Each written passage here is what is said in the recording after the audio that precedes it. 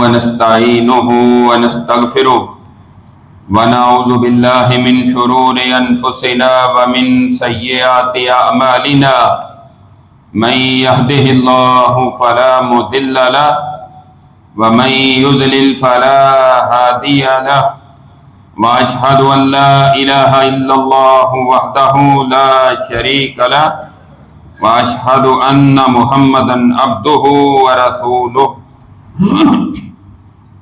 يا أيها الذين آمنوا اتقوا الله حق تقاته ولا تموتن إلا وأنتم مسلمون يا أيها الناس اتقوا ربكم الذي خلقكم من نفس واحدة وخلق منها زوجها وبث منهما رجالا كثيرا ونساء واتقوا الله الذي تساءلون به والأرحام إن الله كان عليكم رقيبا يا أيها الذين آمنوا اتقوا الله وقولوا قولا سديدا يصلح لكم أعمالكم ويغفر لكم ذنوبكم ومن يطع الله ورسوله فقد فاز فوزا عظيما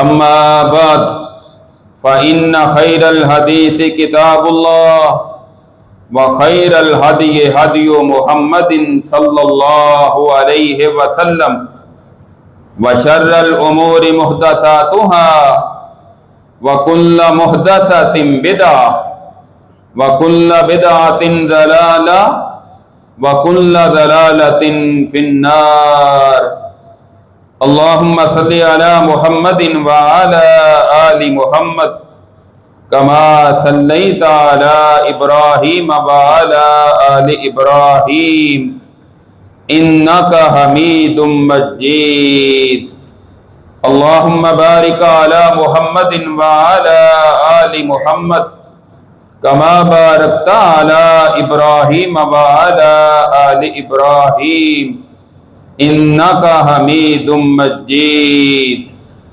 رب اشرح لي صدري ويسر لي أمري واحلل عقدة من لساني يفقهوا قولي رب زدني علما اللهم انفعنا بما علمتنا وعلمنا ما ينفعنا وزدنا علما فأعوذ بالله السميع العليم من الشيطان الرجيم بسم الله الرحمن الرحيم يا أيها الذين آمنوا قوا أنفسكم وأهليكم نارا وقودها الناس والحجارة عليها ملائكة غلاظ شداد لا يعصون الله ما أمرهم وَيَفْعَلُونَ مَا يُؤْمَرُونَ ہر قسم کی حمد و ثنا اس اللہ وحدہ لا شریک کے لیے جو ساری کائنات کا خالق مالک اور رازق ہے۔ درود و سلام امام الانبیاء سید الانبیاء سید الاولین والآخرین ساری کائنات سے افضل اور اعلیٰ جناب محمد الرسول اللہ صلی اللہ تعالی علیہ وسلم کی ذات گرامی پر۔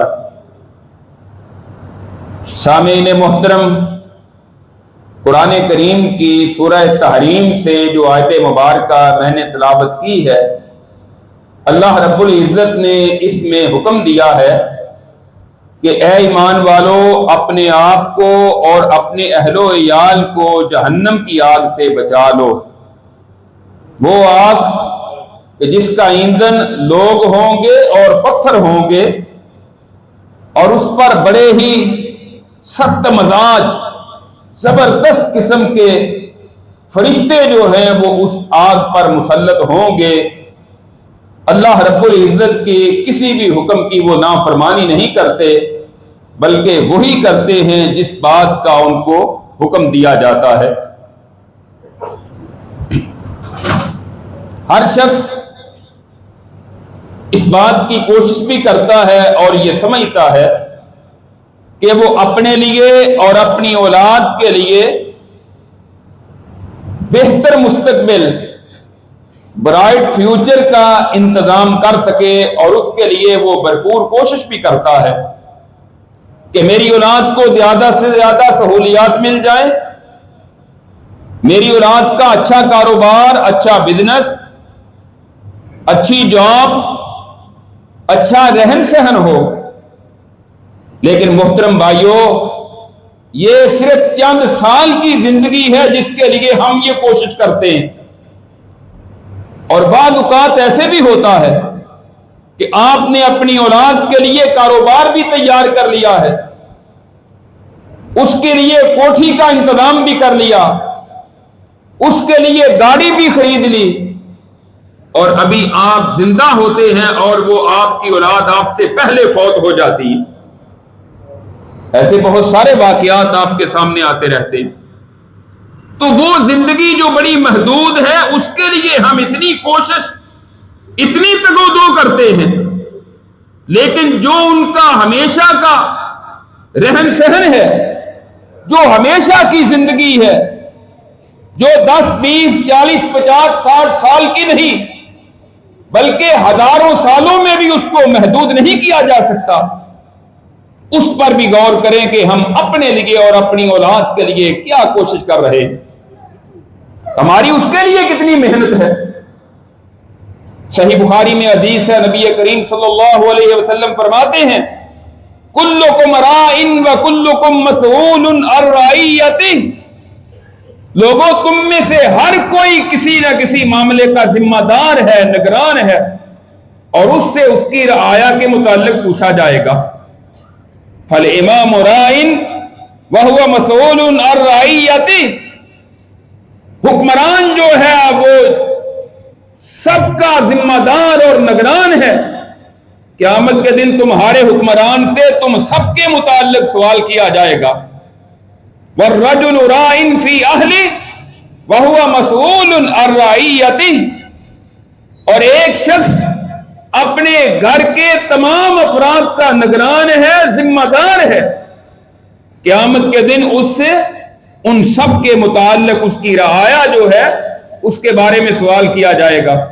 والمرأة راعیۃ فی بیت زوجہا وہی مسئولۃ عن رعیتہا، اور عورت اپنے خامند کے گھر کی نگران اور ذمہ دار ہے، قیامت کے دن اس سے اس کے متعلق پوچھا جائے گا۔ اس حدیث سے یہ بات معلوم ہوتی ہے کہ ہر گھر کا سربراہ جو ہے وہ اللہ کے سامنے جواب دہ ہوگا کہ تمہیں میں نے کہا تھا کہ اپنے آپ کو اور اپنے اہل و عیال کو جہنم کی آگ سے بچا لو، تو نے اس کے لیے کیا کیا ہے؟ کیا آج کوئی انسان یہ پسند کرتا ہے کہ اس کے سامنے اس کا بیٹا آگ میں جل جائے؟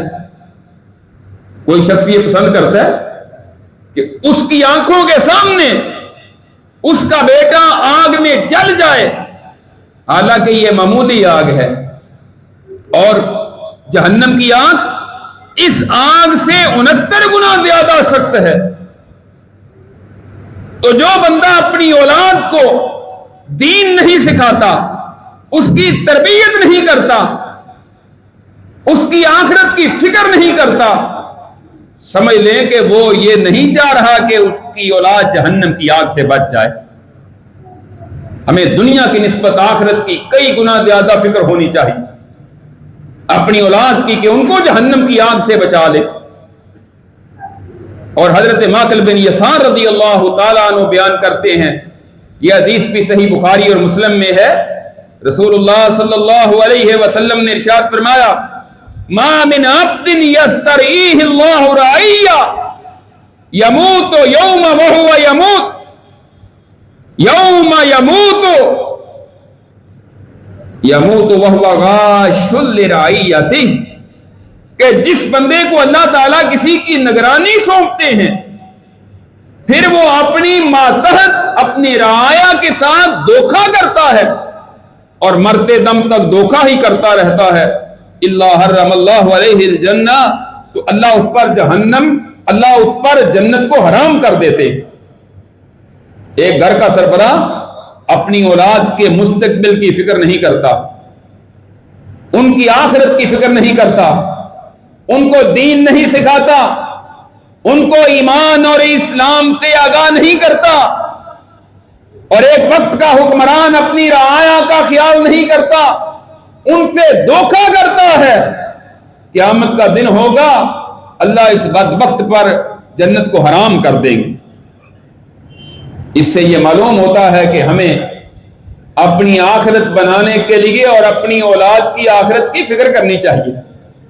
یہ کہیں ایسا نہ ہو کہ قیامت کے دن ہم ان کی وجہ سے مجرم بن جائیں۔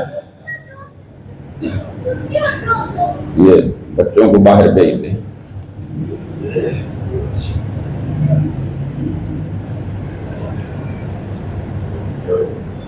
صحیح مسلم میں حدیث ہے، سیدنا ابو ہریرہ رضی اللہ تعالی عنہ بیان کرتے ہیں، نبی کریم صلی اللہ علیہ وسلم نے ارشاد فرمایا، اذا مات الانسان انقطع عنہ عمله الا من ثلاث، جب بندہ فوت ہو جاتا ہے تو اس کا دنیا سے تعلق ختم ہو جاتا ہے،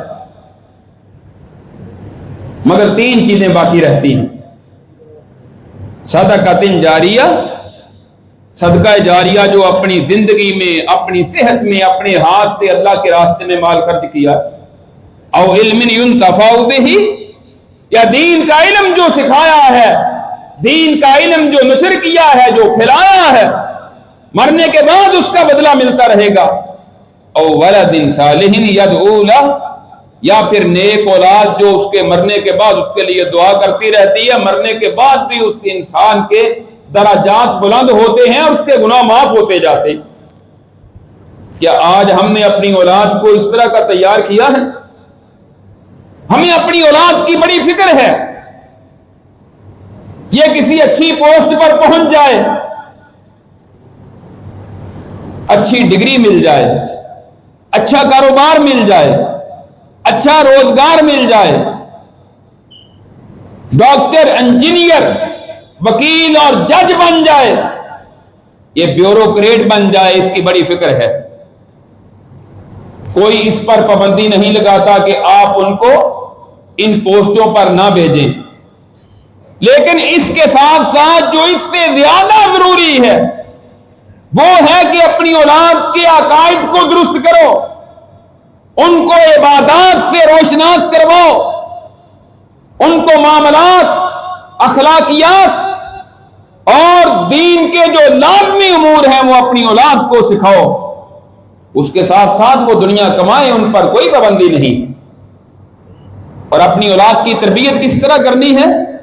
اللہ تعالیٰ نے سورہ لقمان میں 21ویں پارے میں حضرت لقمان کا تذکرہ کیا ہے کہ انہوں نے اپنے بیٹے کی جو تربیت کی، اللہ نے سارے کا سارا نقشہ وہ قرآن میں بیان کر دیا ہے تاکہ اس کی روشنی میں ہم بھی اپنی اولاد کی تربیت کر سکیں۔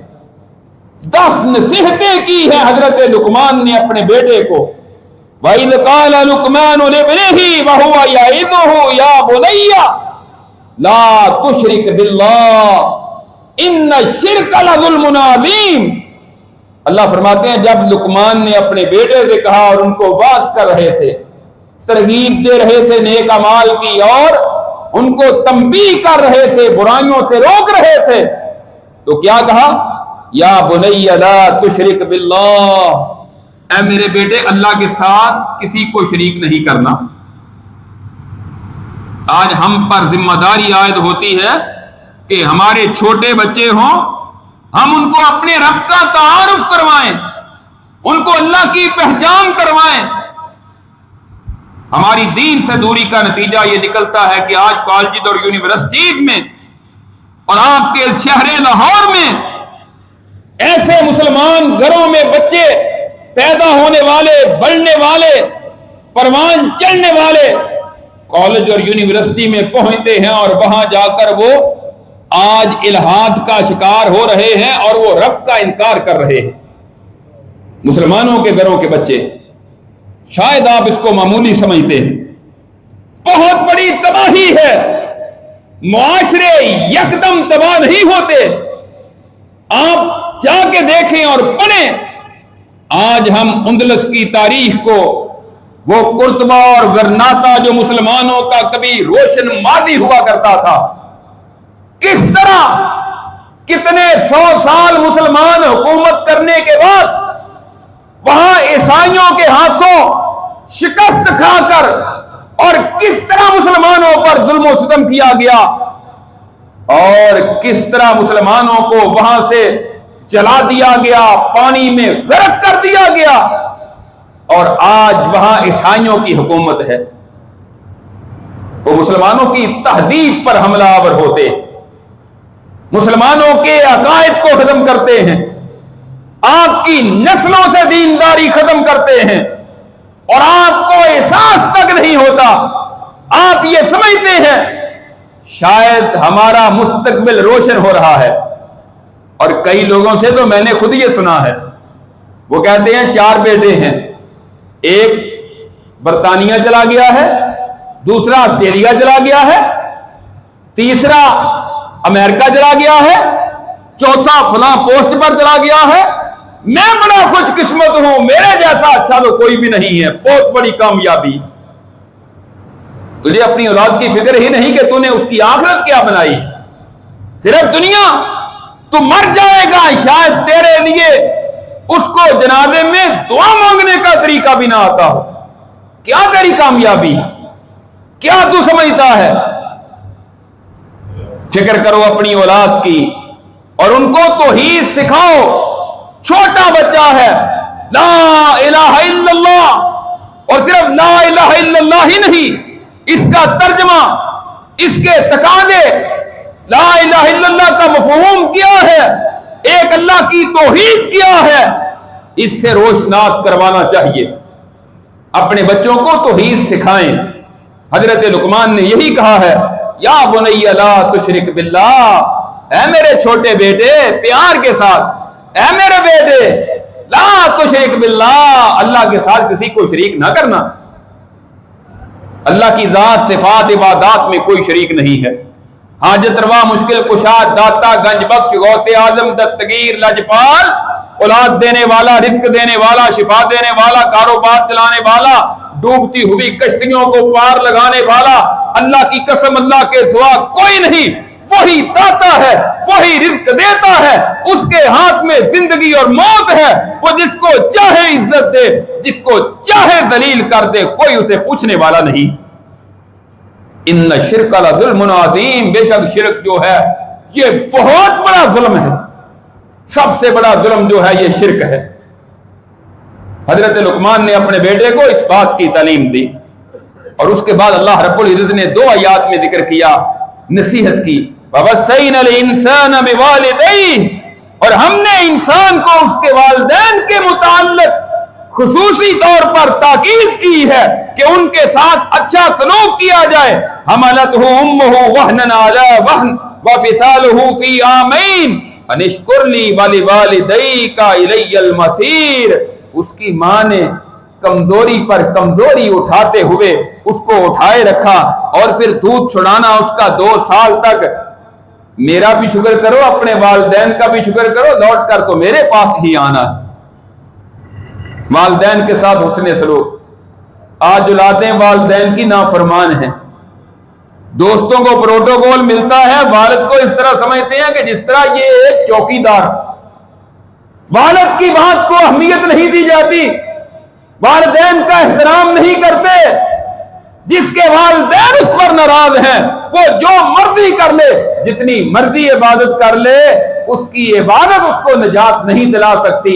والدین کی رضامندی رب کی رضامندی ہے، اور والدین کی نافرمانی رب کی نافرمانی۔ ایک صحابی آیا تھا رسول اللہ صلی اللہ علیہ وسلم کے پاس، اللہ کے رسول میں جہاد کے لیے جانا چاہتا ہوں، مجھے اجازت دیجیے۔ صحیح بخاری میں ہے، آپ نے فرمایا تیرے والدین زندہ ہیں؟ جی زندہ ہیں۔ فرمایا جا کر ان کی خدمت کر، ان کی خدمت کرے گا اللہ تجھے جہاد کا اجر بھی عطا کر دے گا۔ والدین کی خدمت کوئی معمولی چیز ہے؟ قرآن نے کہا ہے کہ والدین کو اف تک نہ کہو، ان کی کسی بات پر افسوس کا اظہار نہ کرو، وہ بوڑھے ہو جائیں ان کی خدمت کرو، ان کا احترام کرو، بوڑھے ہو کر بچوں کی طرح ان کی کیفیت ہو جاتی ہے. ان کے ساتھ اچھے سلوک سے پیش آؤ اور پھر اپنے والدین کے لیے اپنے رب سے ان کی زندگی میں اور ان کی موت کے بعد دعائیں کرو. رب ارحمہما کما ربیانی صغیرا. آج ہم میں سے کتنے ہیں کہ جن کے والدین دنیا سے جا چکے؟ کیا وہ اپنے والدین کے لیے دعا کرتے؟ بہت کم ہوں گے. اس دعا کو اپنی نماز کا حصہ بنا لو. اس کا ترجمہ یہ ہے، اے میرے رب ان دونوں پر یعنی میرے والدین پر تو رحم فرما. جس طرح میں چھوٹا تھا تو مجھے بڑے پیار کے ساتھ انہوں نے میری پرورش کی ہے، یا اللہ تو ان پر رحم فرما.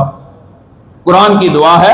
جب آپ نماز میں تحیات پڑھتے ہیں، درود شریف پڑھتے ہیں، درود شریف کے بعد اور بھی دعائیں پڑھیں، اس کے ساتھ یہ دعا یاد کر لیں. ہر نماز کے اندر اپنے والدین کو دعا کے ذریعے اپنے رب کے سامنے درخواست رکھیں. رب ارحمہما کما ربیانی صغیرا. یہاں دعا کبھی کسی نے نہیں کی. والدین فوت ہو چکے ہیں، کبھی ان کی قبر پر جا کر دعا نہیں کی. پتہ ہی نہیں کہ قبر کہاں ہے اور کہاں نہیں ہے. والدین جس نے دن رات تیرے لیے ایک کیا، تو چھوٹا سا تھا، تیری بیماری کے لیے اس نے اپنے آرام کو قربان کر دیا. اس نے تیرے لیے دن رات ایک کر کے محنت کی، کوشش کی، تجھے پروان چڑھایا. آج تو اپنے والدین کو کچھ اہمیت نہیں دیتا اور سمجھتا ہے کہ میں عقل مند اور سمجھدار ہوں. جبرائیل علیہ السلام نے اس کے لیے بد دعا کی ہے. رسول اللہ صلی اللہ علیہ وسلم نے اس پر آمین کہی ہے کہ جس کے والدین زندہ ہوں وہ ان کی خدمت کر کے اگر رب کی جنت حاصل نہیں کر لیتا تو وہ برباد ہو جائے، تباہ ہو جائے. ہاں ایک بات، وَإِن جَاهَدَاكَ عَلَىٰ أَن تُشْرِكَ بِي مَا لَيْسَ لَكَ بِهِ عِلْمٌ. اگر وہ تجھے پر زور ڈالیں، دباؤ ڈالیں کہ تو اللہ کے ساتھ شرک کر جس کا کوئی علم نہیں تیرے پاس، اللہ فرماتے ہیں فلا تطیعہما، پھر تو نے ان کی بات نہیں ماننی.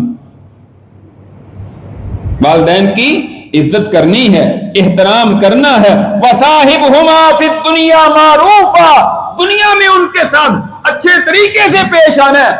والدین کافر بھی ہوں، مشرک بھی ہوں، غیر مسلم بھی ہوں، اللہ نے آپ کو اسلام کی دولت سے نوازا ہے، تو دنیاوی معاملات میں والدین کے جو آپ پر حق عائد ہوتا ہے آپ پابند ہیں کہ ان کو پورا کریں.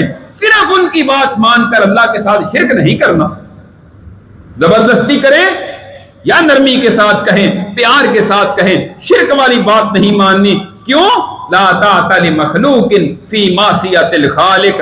رسول اللہ صلی اللہ علیہ وسلم فرماتے ہیں اس خالق رب العالمین کی نافرمانی میں کسی بھی مخلوق کی اطاعت کرنا درست نہیں ہے.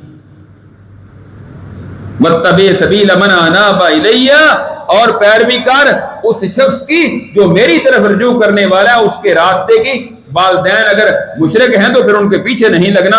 ثُمَّ إِلَيَّ مَرْجِعُكُمْ فَأُنَبِّئُكُمْ بِمَا كُنتُمْ تَعْمَلُونَ، پھر تم نے میری طرف ہی لوٹ کر آنا ہے، تمہیں سب بتا دوں گا کہ تم کیا کرتے رہے. اس کا حساب ہوگا. اس کے بعد حضرت لقمان کہتے ہیں یا بنی انہا ان تک مثقال حبۃ من خردل فتکن فی صخرۃ او فی السماوات او فی الارض یأتی بها اللہ. اے میرے بیٹے، زمین میں، کسی چٹان میں، آسمانوں میں یا زمینوں میں کوئی ایک رائی کے دانے کے برابر بھی کوئی چیز ہوگی، اللہ اس کو لے آئے گا. عمل چھوٹا ہو یا بڑا ہو، اچھائی ہو یا برائی ہو، اللہ سے کوئی چیز مخفی نہیں ہے. تو اپنے دل میں بھی جو بات کرتا ہے اللہ اس کو بھی جانتا ہے. وہ سب کچھ قیامت کے دن تیرے سامنے لے آئے گا. ان اللہ لطیف خبیر، بے شک اللہ تعالیٰ بڑا ہی باریک بین اور ہر چیز سے خبردار ہے. یہ اللہ رب العزت کے علم اور قدرت کو سمجھایا اپنے بیٹے کو. اپنی اولاد کی اس انداز میں تربیت کریں. اور پھر اس کے بعد یا بنیا اقیم الصلاۃ، اے میرے بیٹے نماز قائم کرو. کیا آج ہم اپنی اولاد سے پوچھتے ہیں کہ بیٹا آج کتنی نمازیں پڑھی؟ آج ہم پوچھتے ہیں؟ ٹائم ہی نہیں ملتا. اولاد سے کب پوچھیں؟ چھوٹے بچوں سے پوچھتے نہیں، جب وہ بڑے ہو جاتے ہیں وہ باپ کو کہتے ہیں میں نے اپنے لیے پڑھنی ہے. کئی باپ ایسے بیچارے آ کر ہمارے پاس روتے ہیں اور اپنی اولاد سے تنگ ہو کر دنیا سے چلے گیا، رخصت ہو گئے، آ کر شکوے کرتے تھے کیا کروں، اپنی اولاد کو سمجھاتا ہوں کہ نماز پڑھو، وہ نماز کی طرف آتے ہی نہیں، میں کیا کروں۔ اور کئی ایسے ہیں جو زندہ ہیں اور اپنی اولاد سے تنگ ہیں، اللہ ان کو ہدایت عطا فرمائے۔ اور والدین نماز کا حکم دیتے ہیں، یہ تمہاری خوش قسمتی ہے، وہ تمہیں پوچھتے ہیں، تمہاری تربیت ایسی کرتے ہیں اور کرنی چاہیے۔ نبی کریم صلی اللہ علیہ وسلم نے فرمایا جب بچہ 7 سال کا ہو جائے تو اس کو نماز کی تعلیم دو، نماز کی ترغیب دو، نماز کا حکم دو۔ اگر 10 سال کا ہو کر بچہ نماز نہیں پڑھتا تو زبردستی پڑھاؤ، اس کو سزا دے کر نماز پڑھانی پڑے تو اس کو پڑھاؤ۔ بیٹا گھر میں سویا ہوا ہے، باپ مسجد میں آ جاتا ہے، بعض اوقات باپ ڈرتا ہے بیٹے کے دروازے پہ دستک دے دی تو بیٹا آگے سے میری عزت نہیں رکھے گا۔ یہ حالات ہو گئے، بے نماز گھروں کے گھر بھرے ہوئے، اور صبح اس طرح گلیوں سے گزرتے ہیں تو خاموشی ہوتی ہے جس طرح یہاں کبھی کوئی زندہ ہی نہیں، سارے کے سارے مرے ہوئے ہیں اور یہاں کوئی رہنے والا ہی نہیں۔ یہ کیفیت آج ہمارے معاشرے کی، مسلمان معاشرے کی ہو چکی ہے۔ یا بنی اقم الصلاۃ، اے میرے بیٹے نماز قائم کر، وامر بالمعروف وانہا عن المنکر، اور نیکی کا حکم دو اور برائی سے روکو۔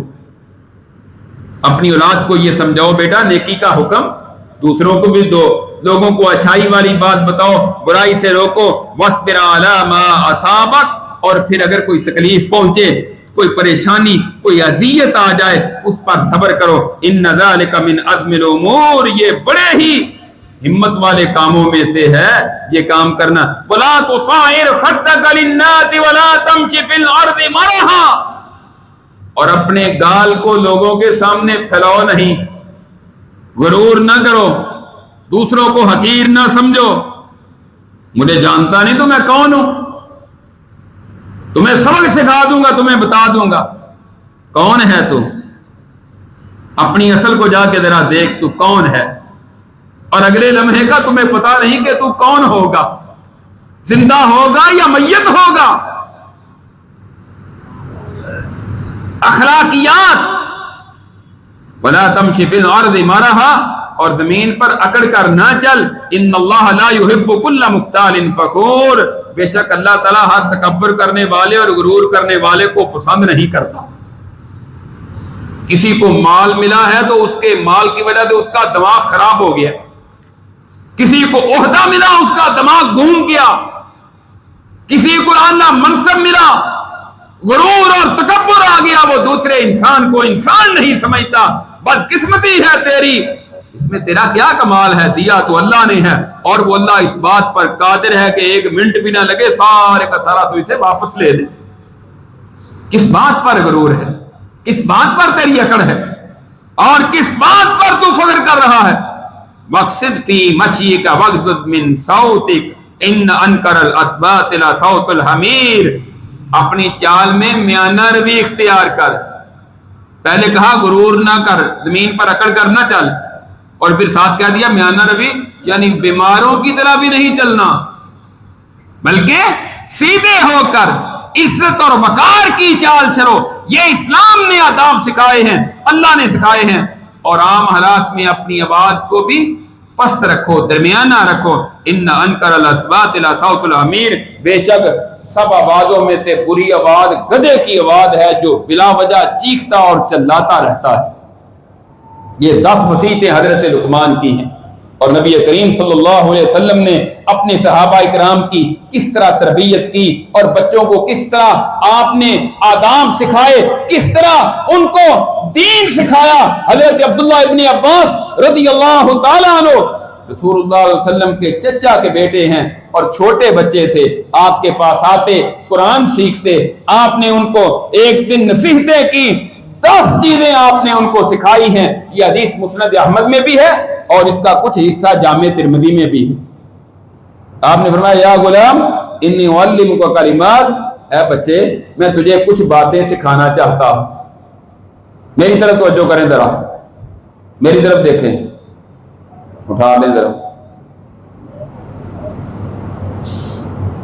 کتنی باتیں؟ 10 باتیں میں تمہیں سکھانا، 10 چیزیں ہیں. آپ نے فرمایا تمہیں کچھ باتیں سکھانا چاہتا ہوں. احفظ اللہ یحفظک، اللہ کے احکامات کی حفاظت کرو. اللہ نے جن چیزوں کا حکم دیا ہے ان کی پابندی کرو، جن سے اللہ نے روک دیا ہے ان سے باز آ جاؤ، اللہ تیری حفاظت کرے گا.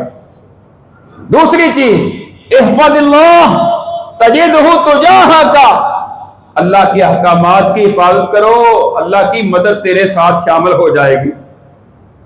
جب اللہ کی بات مانو گے اللہ تمہاری بات مانے گا. یہ تو دنیا میں بھی ایسے ہوتا ہے نا، ایک بندہ دوسرے کی بات مانے، وہ آگے سے اس کی بات مانتے.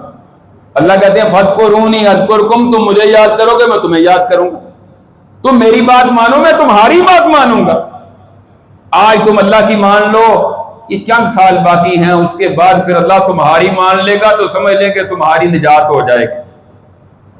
تیسری چیز اذا سألت فاسأل اللہ، اے عبداللہ، اے بچے، جب بھی کوئی سوال کرنا ہو تو اللہ سے سوال کرا کرو. کسی اور کے در پر جا کر اپنی جولی کو نہ پھیلایا کرو، کسی اور کے در کا منگتا اور فقیر نہ بنا کر اس شہنشاہ جو بادشاہوں کا بادشاہ ہے، جو ساری کائنات کا خالق اور مالک ہے، اس کے سامنے جا کر سوال کیا کرو. چوتھی چیز وَإِذِ اسْتَعَنْتَ فَاسْتَعِنْ بِاللَّهِ، جب بھی مدد مانگنی ہو تو اللہ سے مدد مانگا کرو. إِيَّاكَ نَعْبُدُ وَإِيَّاكَ نَسْتَعِينُ، تیری ہی عبادت کرتے ہیں اور تجھ سے ہی مدد مانگتے ہیں. کبھی کسی کی درگاہ پر، کبھی کسی کے آستانے پر، کبھی کسی مزار پر دکے جا کے کھاتا ہے اور ان سے مدد مانگتا ہے. وہ تیری مدد کرنے پر قادر ہی نہیں بلکہ وہ تیری بات بھی نہیں سنتے. وہ تو اپنے رب کے پاس پہنچ چکے، اپنے زندہ رب کو چھوڑ کے مردوں کے پاس کیوں جاتا ہے؟ چوتھی چیز وَإِذِ اسْتَعَنْتَ فَاسْتَعِنْ بِاللَّهِ، جب بھی مدد مانگے تو ایک اللہ سے مدد مانگ. پانچویں چیز آپ نے فرمایا عبداللہ یہ جان لے، اللہ پر تیرا توکل اور بھروسہ اور یقین اتنا کامل ہو جائے کہ اگر ساری کائنات مل کر بھی تجھے کوئی نفع دینا چاہے، اللہ نے تیری قسمت میں وہ نفع نہیں لکھا، سارے مل کر بھی تجھے وہ نفع نہیں پہنچا سکتے. اور اگر ساری کائنات مل کر تجھے نقصان دینے پر آ جائے، اللہ نے تیری قسمت میں وہ نقصان نہیں لکھا، سارے مل کر بھی تیرا نقصان نہیں کر سکتے. عقیدہ سکھایا ہے. اور چھٹی بات رفعت الاقلام وجفت الصحف، کلمے اٹھا لی گئی ہیں، صحیفے خشک ہو چکے ہیں، یعنی تقدیر کا مسئلہ سمجھایا کہ اللہ نے جو لکھ دیا ہے وہ اللہ کا علم کے مطابق اللہ نے تقدیر لکھ دیا، اس میں کوئی تبدیلی نہیں ہو سکتی. ساتویں چیز تعرف الی اللہ فی الرخاء یعرفک فی الشدہ، خوشحالی میں اللہ کو تو یاد کر، جب تو تنگ دستی میں ہوگا تیرا رب تجھے یاد کر لے گا. اپنے رب کے ساتھ تعلق مضبوط کر لے. آٹھویں چیز وَاعْلَمْ أَنَّ مَا أَخْطَأَكَ لَمْ يَكُنْ لِيُصِيبَكَ وَمَا أَصَابَكَ لَمْ يَكُنْ لِيُخْطِئَكَ، جو چیز تجھے نہیں ملنے والی اللہ نے تجھے نہیں عطا کرنی، جو مرضی کر لے وہ تجھے مل ہی نہیں سکتی. اور جو تجھے ملنے والی ہے سارے مل بھی جائیں کوئی اس کو روک نہیں سکتا. نماز کے بعد دعا ہے اللہم لا مانع، رسول اللہ صلی اللہ علیہ وسلم صحیح بخاری میں ہر نماز کے بعد پڑھا کرتے تھے اللہم لا مانع لما آتیت ولا معطی لما منعت ولا ينفع ذا الجد منک الجد، اے اللہ جس کو تو عطا کرے کوئی اس کو روک نہیں سکتا، جس سے تو روک لے اسے کوئی عطا نہیں کر سکتا. اور کسی کا عہدہ، منصب، مال، وقار، عزت، جائیداد تیرے مقابلے میں اس کو کچھ نفع نہیں دے سکتی. نویں چیز وَاعْلَمْ أَنَّ النَّصْرَ مَعَ الصَّبْرِ وَأَنَّ الْفَرَجَ مَعَ الْكَرْبِ، صبر کے ساتھ اللہ کی مدد ملتی ہے اور خوشحالی، تنگ دستی کے بعد خوشحالی آ جاتی ہے. بندہ محنت کرے، کوشش کرے. اور 10ویں وَأَنَّ مَعَ الْعُسْرِ يُسْرًا، تنگی کے ساتھ پھر آسانی ہے. جب تنگی آتی ہے بندہ صبر کرتا ہے پھر اللہ آسانیاں بھی عطا کر دیتے ہیں. یہ آپ نے عبداللہ ابن عباس کو 10 چیزیں سمجھائی. آج ہمیں چاہیے کہ ہم اپنی اولاد کی تربیت کریں. آج موبائل تو ان کو لے کر دے دیتے، 50,000 का, लाख, 2 लाख का मोबाइल तो आपके बेटे के पास है। उस मोबाइल में क्या है, उसको कई कई लाख लगाए हुए हैं, आप भी नहीं देख सकते कि उसके अंदर क्या है। और आपकी जुर्रत ही क्या है कि आप उसको देखें। आपकी जवान बेटी है, बेटा है, आपके इल्म में नहीं उसकी खलबतें कहां गुजरती हैं, किस तरह के लोगों के साथ उसका दोस्ताना है, वो रातें कहां गुजारता है, आपको इसकी फिक्र ही नहीं। अल्लाह कहते हैं अपने आप को और अपने अहलो याल को जहन्नम की आग से बचा लो और तुम्हें उसकी फिक्र ही नहीं। फिक्र किया करें क्या हमारी औलाद को दीन का इल्म है। मैंने पहले भी कई दफा जिक्र किया, कॉलेज में जब मेरे पास तुलबा आते हैं, सारे बालिग होते हैं, फर्स्ट ईयर सेकंड ईयर में FSc FA करने के लिए, मैं उनसे पूछता हूं पहले दूसरे लेक्चर में, बेटा गुस्ल का तरीका आता है? यकीन जाने 100 की क्लास होती है, शायद कोई एक आधा हो, बाकी किसी को गुस्ल का तरीका नहीं आता, नमाज का तरीका नहीं आता, सही तरह वुजू नहीं आता, कुरान तर्जुमा तो दूर की बात है, नाज़रा कुरान पढ़ना नहीं आता। ऐसी औलाद का क्या फायदा कि जो कुरान नहीं जानती। और मैं समझता हूं कि इसमें सबसे बड़े मुजरम जो हैं वो उनके वालिदैन हैं, जिन्होंने अपनी जिम्मेदारी का एहसास नहीं किया, अपनी औलाद को दीन नहीं सिखाया, अपनी औलाद को अरकान इस्लाम नहीं सिखाए। और इससे बड़ी बदनसीबी ये है कि बड़ों को भी बहुत सारी चीजें दीन की बुनियादी उनको भी नहीं पता। अरकान इस्लाम क्या है, अरकान ईमान क्या है, और फिर दीन क्या है, और इसके साथ साथ तहारत के मसाइल और नमाज के, इबादत के, और इसके साथ तर्जुमा कुरान और शर्मो हया के मुताल्लिक, और फिर अपनी औलाद को जिंदगी गुजारने के आदाब और तरीके, ये अगर आप नहीं सिखाएंगे तो फिर उनकी जिंदगी जहालत में ही गुजर जाएगी। दुनियावी तालीम दो, आपको कोई नहीं रोकता, लेकिन खुदारा अपनी औलाद की फिक्र करो, उनकी आखिरत की। उनको कुरान का तर्जुमा पढ़ाओ, रसूलुल्लाह सल्लल्लाहु अलैहि वसल्लम की सीरत की किताबें पढ़ाओ। ये रमजान का महीना आने से पहले मैंने अपने घर में बच्चों की मीटिंग की, उनको कहा कि आप जितनी मर्तबा कुरान रमजान मुबारक में पढ़ेंगे आपको उतने 1000 रुपया इनाम मिलेगा। बच्चे दौड़ और शौक के साथ लगे हुए। दुल्हज का अशरा शुरू होता है, 10 दिनों में कितनी मर्तबा कुरान पढ़ेंगे उतने 1000 आपको इनाम मिलेगा। ये सिर्फ तरगीब के लिए मैं आपको तरीका बता रहा हूं। सीरत की किताब रहीकुल मखतूम जो पढ़ेगा उसको इतना इनाम दिया जाएगा। और ये डाइजेस्ट नावल, फजूलियात, किस्से, कहानियां और मोबाइल पर टाइम दाया करने की बजाय उनको सहाबा इकराम के वाकयात, सहाबियात के वाकयात, सीरत सहाबा पढ़ाएं, रसूलुल्लाह सल्लल्लाहु अलैहि वसल्लम की सीरत पढ़ाएं। उनके अंदर ज़ौक़ पैदा होगा, शौक पैदा होगा, वो दीन की तरफ आएंगे। अगर आप पूरा कुरान हिफ्ज़ नहीं करवा सकते, कम से कम एक 30वां पारा ही उनको हिफ्ज़ करा दे, सारी उम्र वो नमाज पढ़ते रहे और कुरान पढ़ते रहे। आप दीन का आलिम नहीं बना सकते, कम से कम दीन की बुनियादी चीजें, कुरान का तर्जमा और जरूरी चीजें वो तो सिखा दे। कल को आप की चारपाई हो और वो आपके सामने खड़े होकर आपका जनाजा पढ़ाने के काबिल हो जाए, आपके लिए दुआ करने के काबिल हो जाए। ये बड़ा अहम मौजू है जिस पर आज का खुतबा हुआ, और इसको आम समझ के नजरअंदाज ना कर दें, इस पे गौर करें, अपनी औलाद की तरबियत का बेड़ा उठाएं, उनकी इस्लाह की कोशिश करें। आप दुनिया से चले जाएंगे, इंशाल्लाह आपकी नेकियां जारी रहेगी। आपने समझ लें कि नेकियों का अकाउंट खोल दिया है, आपके मरने के बाद ये सिलसिला जारी रहेगा। और अगर आपने अपनी जिम्मेदारी का एहसास ना किया, क़यामत के दिन आपसे पूछा जाएगा, आप भी मुजरम होंगे। अल्लाह रब्बुल इज्जत से दुआ है, अल्लाह हमें किताब और सुन्नत पर अमल करने की तौफीक अता फरमाए। आखिर दावाना अनिल हम्दुलिल्लाहि रब्बिल आलमीन।